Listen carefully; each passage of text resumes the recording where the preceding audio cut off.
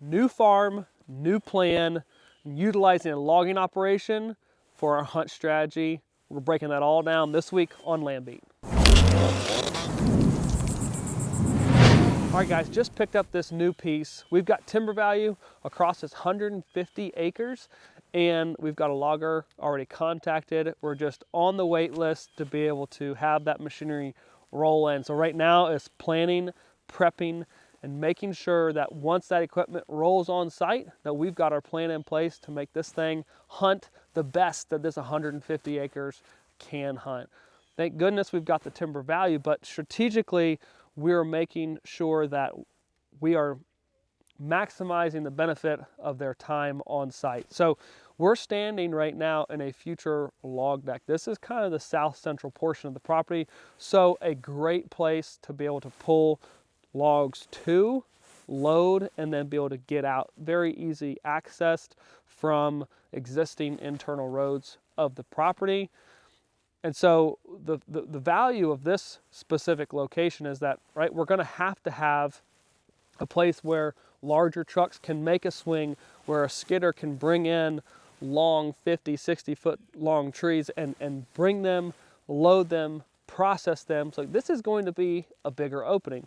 Not a new concept to hunting and recreational tracks to have loading docks created and then turned into food plots. But what's neat about this location is that it actually does set up well for it to be converted into a food plot.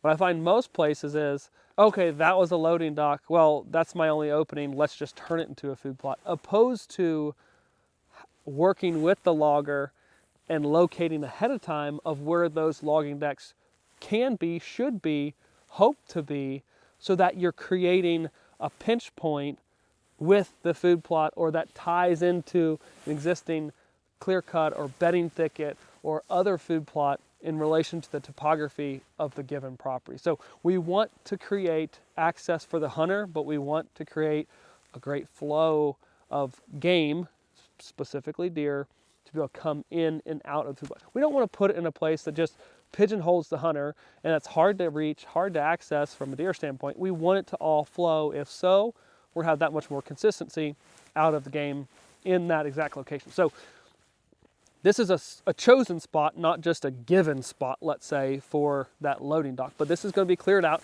nice ridge top.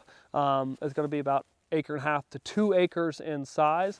But the neat part is we've got this kind of bottleneck of timber off to my right that works out to an existing opening. The opening was dozed out. It was timber many, many years ago and actually seeded into a native grass blend. We've got oak sprouts, brambles, but if you turn around and look, this pinch point, we've got transitional cover out here into that native grass planting, and then all bottlenecks down because of this little wooded pinch right down into this 15, 20 yard section. And then back behind the camera here is going to be a great location for that clearing logging deck to take place. So we've got an existing pinch point, and farther up, if we zoom out on the map or fly with the drone, there's a beautiful point and ridge about 150, 250 yards off this food plot that's got a nice south and west facing exposure, but sits in the middle of this timber block. That's going to be clear cut. Essentially anything down to a 12-inch tree. We're directing the logging operation to cut any of the trees above that size. From there, me and a small crew is going to go back in and fell and hinge some of the rest of those trees that don't meet that qualification to create that bedding thicket right there.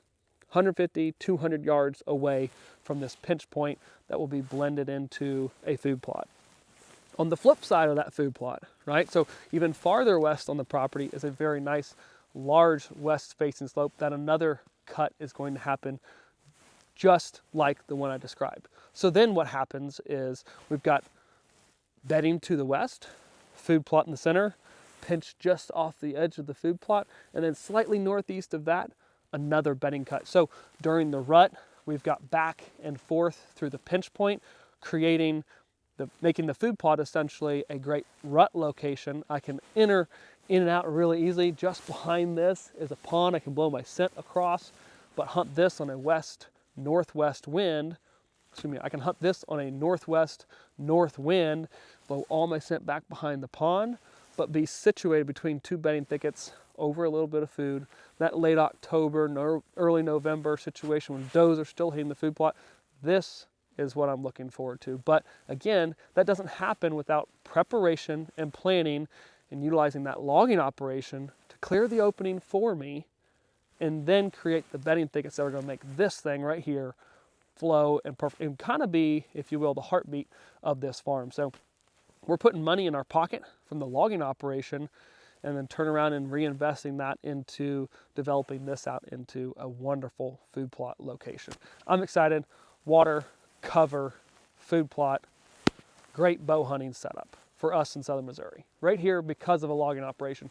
Make sure you're doing your plan ahead of time and maximizing the value of the logging operation.